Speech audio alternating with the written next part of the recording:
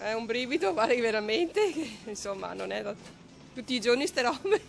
È un'emozione e sono felice per quello che ha vinto e spero che ne faccia buon uso, insomma, per la sua vita.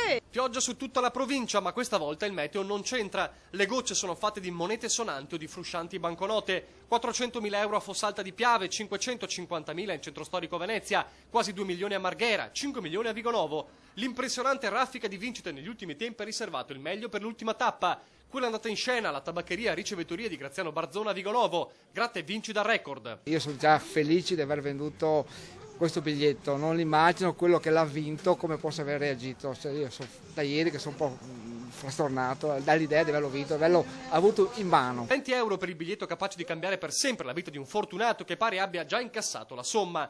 La conferma è arrivata dall'Ottomatica, dopo che Barzona aveva ricevuto la missiva con all'interno l'immagine del gratta e vinci e la comunicazione della vittoria. Non era uno scherzo come l'esercente aveva pensato all'inizio, inevitabile cercare di ricordare chi potrebbe essere il fortunato. Può essere un qualsiasi tipo di cliente, perché da extracomunitari, da locali, da gente di passaggio, quindi proprio può essere chiunque avere vinto questo biglietto. Alla dea bendata a Venezia è gradita, ma non basta per tutti quelli che ai sogni devono preferire la realtà. Io continuerò a non giocare. Probabilmente ci sarà qualcuno più fortunato di me. No, ma io prendo sempre quelli piccoli, allora se vinco, vinco poco.